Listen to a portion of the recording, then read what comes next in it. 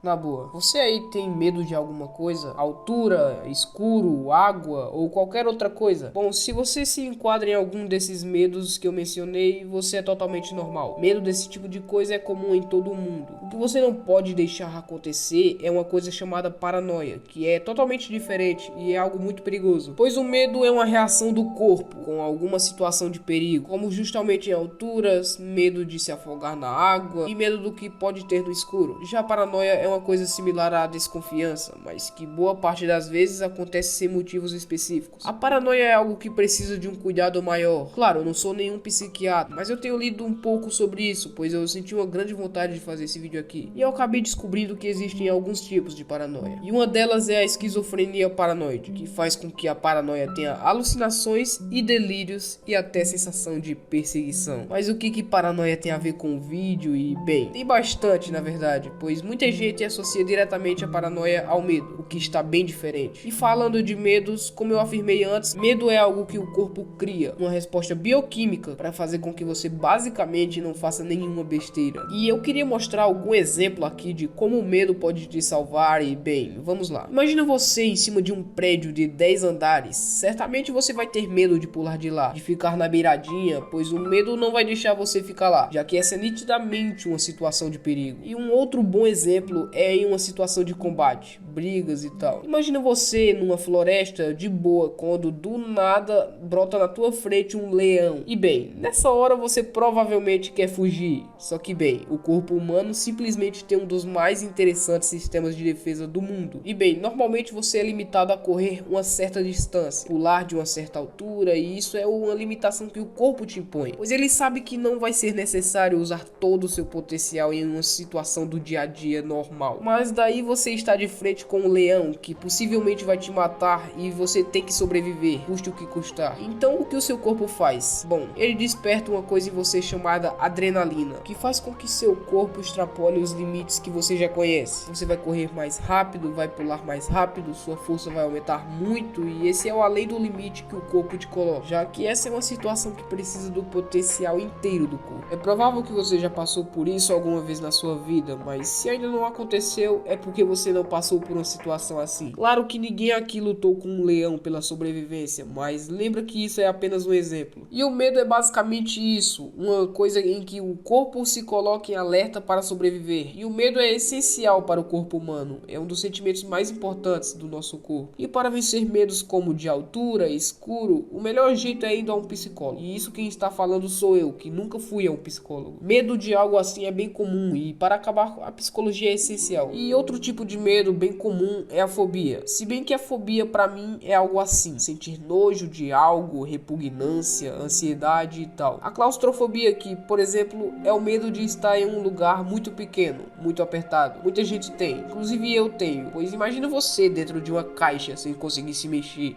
É apavorante. Bem, pelo menos para alguns, pois isso é uma fobia e nem todo mundo tem. Eu poderia listar várias e várias fobias, tais como a tripofobia, que eu não posso nem colocar ela aqui, de tão pesado que é aquilo, pois isso vai fazer com que tanto vocês quanto eu fiquem com ânsia só de ver aquilo. Mas para pelo menos retratar a tripofobia, fiquem com o mouse game.